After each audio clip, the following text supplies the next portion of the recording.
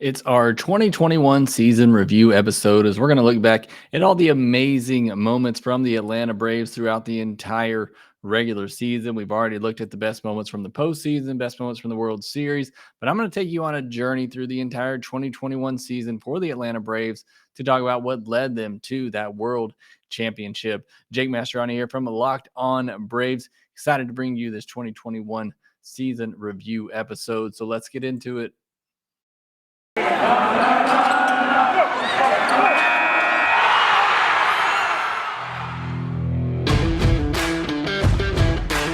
Hey, this is Stacey Gotsoulias, DC Lundberg, Ryan Finkelstein, Taylor Blake Ward, host of Locked On Yankees, Locked On Mariners, Locked On Mets, Locked On Angels, and you're listening to Locked On Braves. Locked On Braves, Locked On Braves, part of the Locked On Podcast Network.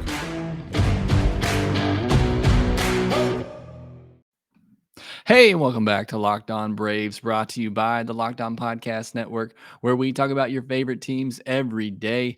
I am your host, Jake Mastriani. You can follow me on Twitter at ShortstopBall. Check out my bio there to see everywhere I am covering the game of baseball, including the Atlanta Braves, over at tomahawktake.com in a written form. Also, make sure you follow the podcast on Twitter at LockedOn_Braves. Make sure that you rate, review, and subscribe to the Locked On Braves podcast, wherever you get your podcasts. And thank you for making Locked On Braves your first listen of each and every day. Blew up all the records during the World Series as far as downloads and everything goes. So I appreciate all the support there on the podcast since taking over here. And like I said on the last podcast, I'm not ready to let go of the 2021 season. Not yet. We're going to live in this moment for as long as we possibly can, or until the Braves and Alex Anthopoulos finally sign Freddie Freeman. I'm just waiting on that bonus episode right there of the Freddie Freeman signing any moment now, whenever you want to. No rush here. Let's not wait any longer. Braves fans have waited as long as they possibly can. Can't take it anymore. Please get that signing done as soon as possible. But like I said, we're going to continue living in 2021 in that season, with the Braves making their magical run to the World Series. So on this episode, we're going to take a look back at the roller coaster season that it was for the Atlanta Braves through 2021. Not necessarily going to look at, individual games or big moments or key plays or anything like that. Just really too much to get into on one episode.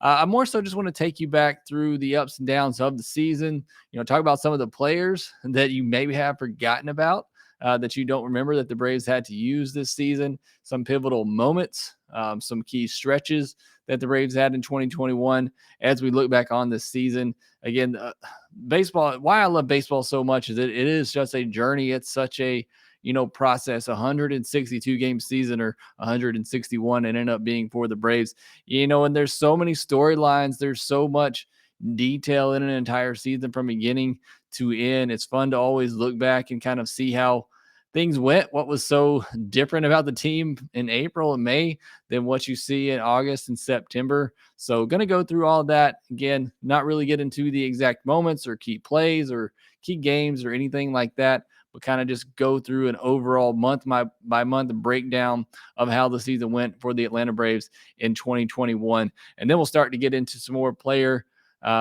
reviews from the season as well, and talk about some more individual performances, individual moments for each of those players.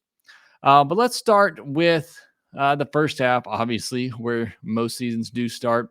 And let's start in April. And the season gets off to a terrible start as the Braves get swept by the Phillies. They lose their first 4 games of the year. And of course, overreaction time to 4 games of an 162 game season. Everybody's ready to say this team's terrible, blow it up. The season's over. And, even we've seen this script before from the Braves, where they get swept by the Phillies to begin a year and then come back and win the division. But it was not pretty. The Braves do lose their first 4 games. I think a lot of people forget, too, the Braves made an interesting trade early on in the season. They traded Patrick Weigel and Chad Sabatka, a couple of bullpen arms, to the Brewers for Orlando Arcia. A very interesting move here, getting some depth. They immediately sent Arcia down to AAA, where he tore it up for a while, but the Braves really didn't have a need for him. it's the one time they went out and made a great depth move. It just ended up being at the positions that the Braves didn't need.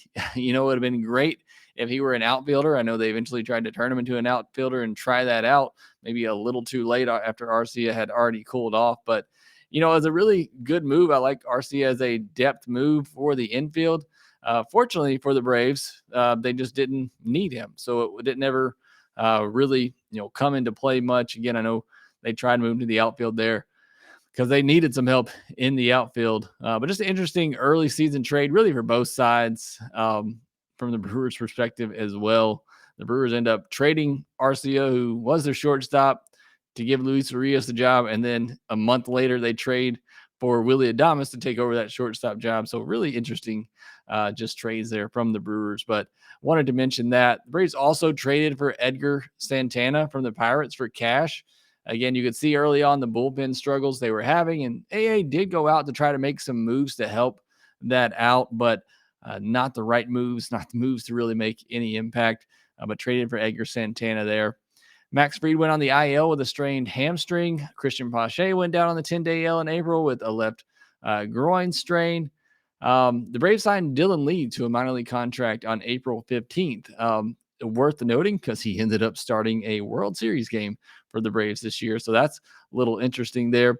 Smiley also went on the DL in April. Sean Newcomb and Ender Inciarte went on the 10-day IL as well. Mike Soroka got placed on the 60-day IL. Season essentially over at that point. There was still some hope that maybe he'd come back in August, September, but it looked like the writing was on the wall there. So, a lot of injuries just really out the gate for the Braves in that month of April. Nothing too significant other than the Soroka news. Again, we were still hoping to get him in, late April, maybe May. Then he had the setback with the Achilles, tore it again, and eventually was out for the season. Again, at that time, we weren't really sure of that, but that ended up being the case. Again, a very up and down month of April for the Braves, as was most of the first 4 months of the season.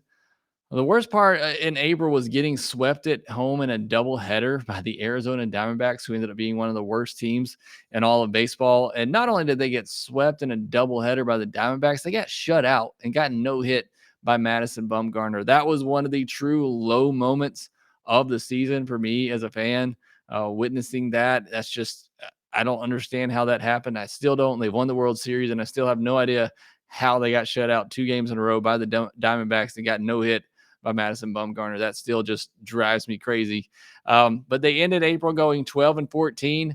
Looked like they were getting it going and got to 12-12 before losing the last 2 games of the month. They were 4 games under 500 a couple of times during April. So again, just more of that up and down, what we're continuing to see for the first 4 months. Moving on to May, they lost all 6 games to the Blue Jays. I think they lost 1 or 2 at the end of April, and then continued to play them at the beginning of May and lost all 6 games to the Blue Jays. And that was a team at that point that didn't even have a home. Maybe they had some good team chemistry playing together, being on the road together and all that, but took care of the Braves. That was a couple of tough series there. But the Braves had played well in the division. They had a big sweep of the Nationals and a series win over the Phillies in May, but they did lose 3 of 4 to the Mets and had 2 of those games postponed. More IL stints in May. You had Guillermo Heredia hit the IL. Pache was called back up briefly. Alex Jackson hit the IL. And the big one, Travis d'Arnaud went on the 60-day IL with a left thumb sprain on May the 1st. So tough break there. Again, we would lose Travis for a long time, a big chunk of the season. I had forgot, and I don't know how I forgot this, that the Braves signed Tyler Flowers to a minor league contract. Shouldn't be surprising. They seemingly just can't let go of the guy. Really surprised he wasn't a coach or anything, but that never came of much. The Braves signed Shane Green on May 9th to help save the bullpen. That didn't work out either, as we'll see later on. But again, AA was trying to make some moves early on to help that bullpen. Probably should have made those moves in the offseason, but here he was early on. You could see the bullpen was struggling, needed some help. Went out and got Edgar Santana, went out and got Shane Green. Also, Chris Martin was out for a good portion of the beginning of the season. Well, just not really helping out the bullpen situation either.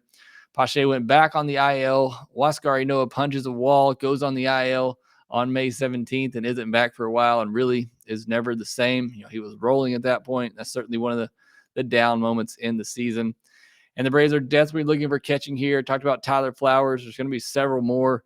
Jonathan Lucroy, other guys that they try to bring in. They traded for Kevin Smith from the Rays for cash to try to help out the catching situation. And Kevin Smith went on to be a meme of frustration for Braves Twitter throughout the season as well. And then another big blow.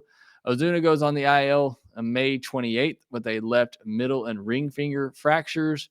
And then a couple weeks later, I believe, I didn't look up the exact date here. We all know about the domestic violence situation that essentially ended his season with the Braves. So they go 13-12 in May. So did have a winning month that moved them to 25-26 overall. And they were 5.5 games back of the New York Mets after the month of May. All right, moving on to June. They had a big series win at home over the Dodgers, kind of giving that feel good. They compete with the best in the league. And then they split 6 games with the Mets, which, the team they're tracking down. So it felt like, somewhat of a victory there. Tucker Davidson went on the IL 6-16, 21, after he was looking really solid. So again, another kind of backbreaker there. Fried went on the IL again, this time with a blister on his left index finger. The Braves go 13-15 in June. Their overall record at 38-41. 5 games back of the Mets and 2.5 behind Washington. So now they've dropped to third place, but they really haven't lost much ground in the NL East despite going 13-15 in June. I will take a break here and then we'll come back and look at the second half of the season. BetOnline is back and better than ever. A new web interface for the start of the basketball season and more props, odds, and lines than ever before. BetOnline remains your number one spot for all the basketball and football action this season. Head to their new updated desktop or mobile website to sign up today and receive your 50% welcome bonus on your first deposit when you use our promo code LOCKEDON. From basketball, football, NHL, boxing, and UFC, right to your favorite Vegas casino games. Don't wait to take advantage of all the amazing offers available for the 2021 season. BetOnline is the fastest and easiest way to bet on all your favorite sports. BetOnline, where the game starts. So moving into the second half of the season where things start to get better for the Braves, but not necessarily in July. They had the series loss to the Pirates leading up to the All-Star break that really hurt. They had that series against the Pirates and the Marlins where, we're all looking for hope here for the Braves to get over 500 to get some things going, and they dropped that series to the Pirates. They do go on to win the Marlins series before the All-Star break, but just losing that series to a Pirates team they should not be losing to, that was really, just another blow to the fan base, really, and I'm sure the team as well, as they just aren't taking advantage of opportunities to really get to 500, get over 500. They split a 4-game series with the Phillies and won 3 of 5 against the Mets, which certainly gave them, some hope in the month of July. Some really bad bullpen losses that hurt in July as the Braves were trying to make ground, especially right after the All-Star break. They blew a tough one against the Rays, should have won that series. Again, another kind of confidence boost there against the best team in the AL. After, again, I told you they took a series against the best team in the National League on paper anyway, in the Dodgers. Another chance for a confidence booster there, and they falter against the Rays, end up losing that series, a series they should have won. And then the biggest blow of all, Ronald Acuna Jr. going on the 60-day IL and out for the season with that torn ACL. So, that was just devastating there for this team who just continues to struggle to find wins. On 7/15/2021, the turnaround starts to begin. The Braves trade Bryce Ball to the Cubs for Jock Peterson. And Jock was in the middle of a hot streak in Chicago. He continued it as he came over to Atlanta and really helped ignite the fire for that team on the field and in the clubhouse as well. They also traded Mason Byrne to the Diamondbacks for Stephen Vogt, again, looking for some help at catcher. Ian Anderson goes on the IL with right shoulder inflammation on July 16th. The Braves optioned A.J. Minter to AAA on July 19th. Interesting to note after what becomes of his season. They DFA Ender on July 24th and release him a few days later. The Braves trade Pablo Sandoval to the Indians for Eddie Rosario. They trade Casey Kalich to the Royals for Jorge Soler. And they trade Alex Jackson to the Marlins for Adam Duvall. And they also trade Bryce Wilson and Ricky DeVito to the Pirates for Richard Rodriguez, the one deadline move that nobody wants to talk about because we want to focus on the positives, and Richard Rodriguez was not one of those. But those other three moves, well, forward, including Jock Peterson and really Stephen Vogt too. I mean, Vogt did some good things there at catcher as well. So some really solid moves there in July to help turn things around. But I don't think the mediocrity of this team, really can be explained any better in the fact that after the All-Star break, they had a stretch of 17 games where they went win-loss, win-loss, win-loss, win-loss for 17 straight games. And that is just, so on par with what this Braves team was for 4 months of the season. They do end up with a winning record in the month of July, and their overall record goes to 52-54, still 5 games back of the Mets. And that's the key thing here we keep seeing at the end of all these months. Even though the Braves are right at 500 for the month, or maybe a little under, maybe a little over, they're not losing any ground in the NL East. They remain 5.5 games back of the Mets. The Mets just never pulled away. Then we get into August, things start to turn around. They DFA Shane Green on August 10th. It just never worked out, unfortunately, for Shane in Atlanta this time around. They recall AJ Minter on the 10th. TDA gets recalled. Kevin Smith gets DFA'd, making Braves Twitter rejoice. Couldn't see him take another at bat for the Braves. Just maybe he was good behind the plate with the pitchers, whatever. They were not getting any offense from him, and it was just tough watching him at the plate. You had Noah activated. Rosario got activated on the 27th of August. Again, the Braves traded for him, but he was injured.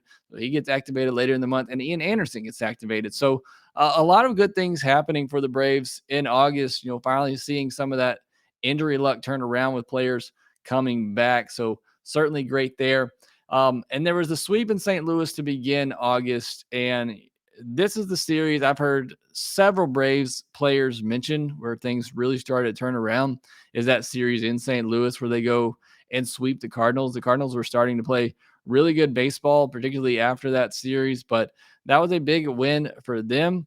And then from August 3rd to August 22nd, the Braves go 16-2, including 12 straight wins on the road. They went from 52-55 after play on August 2nd and 4.5 games back of the Mets, 1.5 games back of the Phillies. So they're in third place in the NL East. They go from 52-55 to 68-57 and a 4.5 game lead in the division. So they go from 4.5 games back in the NL East to 4.5 games up in the NL East, leading the division. I mean, just a truly remarkable stretch of games for the Atlanta Braves. I mean, turn the whole season around, a run that they had to have, a run that we have been waiting on all year long. And yes, that was against, some of the lowlier teams in baseball, but I mean, they weren't winning those series earlier in the year. And that's what was so frustrating, but they make up for it all here. Again, go on a wildly hot streak, 16-2. And it not only gives them the division lead, but they're by 4.5 games after just, struggling all year long, hanging around 500. They go on one real hot streak, and they're 4.5 games up in the division. Overall, they go 18-8 in the month of August.